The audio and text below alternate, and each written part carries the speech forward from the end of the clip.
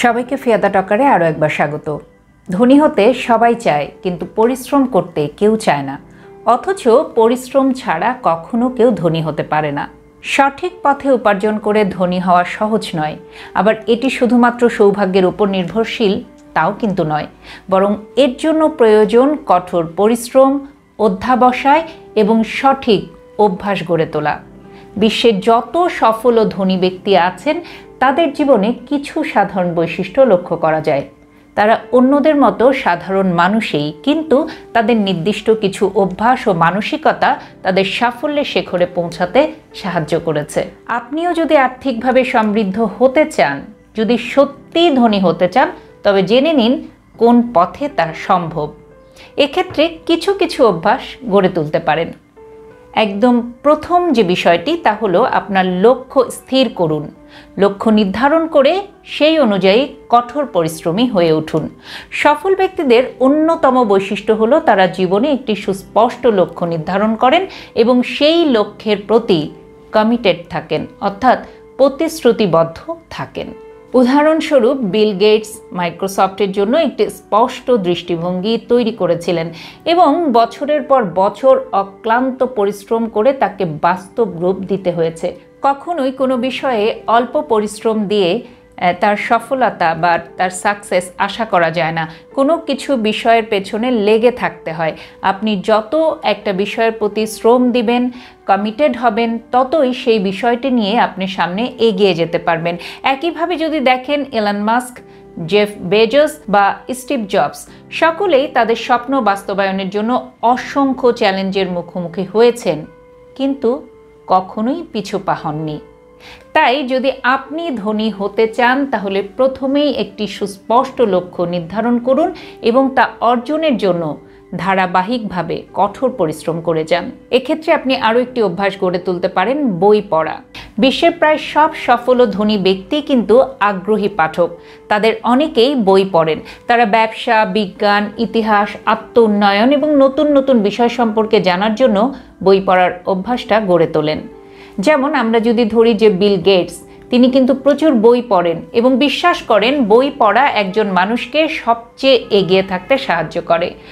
Warren Buffett, তিনিও কিন্তু প্রতিদিন কয়েক ঘন্টা করে বই পড়েন এবং জ্ঞান অর্জনকে তিনি নিজের সবচেয়ে বড় বিনিয়োগ হিসেবে মনে করেন। তাই অর্থনৈতিকভাবে সমৃদ্ধ হতে চাইলে বই পড়ার অভ্যাস গড়ে তুলুন এবং জ্ঞানের ভাণ্ডারকে সমৃদ্ধ করুন, কারণ বই আপনাকে অজানাকে জানতে সাহায্য করবে। আরেকটি অভ্যাস আপনার গড়ে তোলা খুব জরুরি, তা হলো ভুল থেকে শিক্ষা গ্রহণ। সফল ব্যক্তিরা ব্যর্থতাকে ভয় পায় না, বরং তারা তা থেকে শিক্ষা নেয়। প্রতিটি ভুল বা ব্যর্থতা নতুন কিছু শেখার সুযোগ তৈরি করে দেয়। বিশ্বের অনেক সফল উদ্যোক্তা তাদের ক্যারিয়ারের প্রথম দিকে একাধিকবার ব্যর্থ হয়েছেন, এরকম এক্সাম্পলের অভাব নেই। আমরা যদি এক্সাম্পল হিসেবে দেখি যে থমাস এডিসন হাজারবার ব্যর্থ হয়েও আলোর বাতি আবিষ্কার করেছেন, কারণ তিনি তার ভুলগুলো থেকে শিক্ষা নিয়েছেন এবং নতুন নতুন পদ্ধতি চেষ্টা করেছেন। আপনিও যদি ধনী হতে চান, তবে ব্যর্থতাকে ভয় না পেয়ে তা থেকে শিক্ষা গ্রহণ করুন এবং উন্নতিতে মনোযোগী হয়ে উঠুন। এই অভ্যাসগুলোর পাশাপাশি আপনি আরেকটি অভ্যাস গড়ে তোলার চেষ্টা করবেন, সেটা হলো দান করার মানসিকতা। আমরা যদি আমাদের একেবারেই সফল, চূড়ান্ত সফল ব্যক্তিদের জীবনী দেখি, যেমন Bill Gates, Warren Buffett, Elon Musk সহ অনেক ধনী ব্যক্তি, তারা বিশ্বাস করেন প্রকৃত সুখ সম্পদ সঞ্চয় করার মধ্যে নয়, বরং তা সমাজের কল্যাণে ব্যয় করার মধ্যেই নিহিত। তারা নিয়মিতভাবে বিভিন্ন দাতব্য সংস্থায় দান করেন এবং সমাজের উন্নয়নে ভূমিকা রাখেন। যেমন বিল গেটস এবং Warren Buffett the giving place নামে একটি উদ্যোগ শুরু করেছেন, যেখানে ধনী ব্যক্তিরা তাদের সম্পদের একটি বড় অংশ জনকল্যাণে দান করার প্রতিশ্রুতি দেন। তাই ধনী হওয়ার উদ্দেশ্য শুধু নিজের জন্য সম্পদ অর্জন করা নয়, বরং তা সঠিক ও অর্থবহ কাজে ব্যবহার করাও গুরুত্বপূর্ণ। অন্যকে সাহায্য করার মাঝেও যে আনন্দ আছে, তা ধনী ব্যক্তিদের উপলব্ধি হওয়ার একটা সুযোগ থাকে। ধনী হতে হলে যে অভ্যাসগুলো গড়তে হয়, তার মধ্যে আরেকটি অভ্যাস হলো সহজ সরল জীবনযাপন করা। অর্থাৎ আপনার জীবনযাপন যেন খুব স্বাভাবিক হয়, সহজ হয়।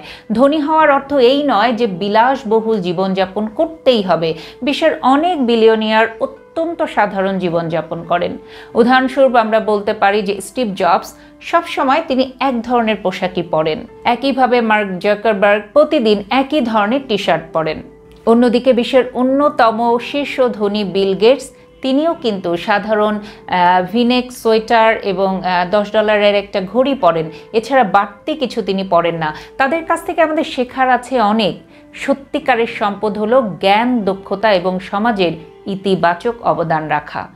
তাই আমাদের উচিত অপ্রয়োজনীয় খরচ কমিয়ে প্রয়োজনীয় ক্ষেত্রে বিনিয়োগ করা এবং সরল জীবনযাপন করা। এটাই একটা ধনী ব্যক্তির প্রকৃত লক্ষণ। সবশেষে এটাই বলতে হয় যে ধনী হওয়া কেবলই টাকা পয়সা জমিয়ে রাখার বিষয় নয়, বরং এটি একটি সঠিক অভ্যাস, অধ্যাবসায়, কঠোর পরিশ্রম এবং বুদ্ধিমত্তার ফল।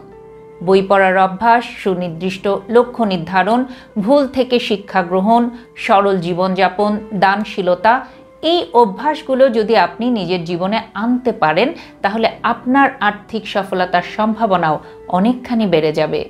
সফল হতে চাইলে আজ থেকেই এগুলোর চর্চা শুরু করে দিতে পারেন। ধাপে ধাপে নিজেকে সমৃদ্ধ করুন এবং ধনী হওয়ার পথে এগিয়ে যান। ভালো থাকবেন সবাই। আবারও নতুন কোনো বিষয় নিয়ে খুব দ্রুত ফিরে আসবো। চোখ রাখবেন ফিয়াদা টকারে।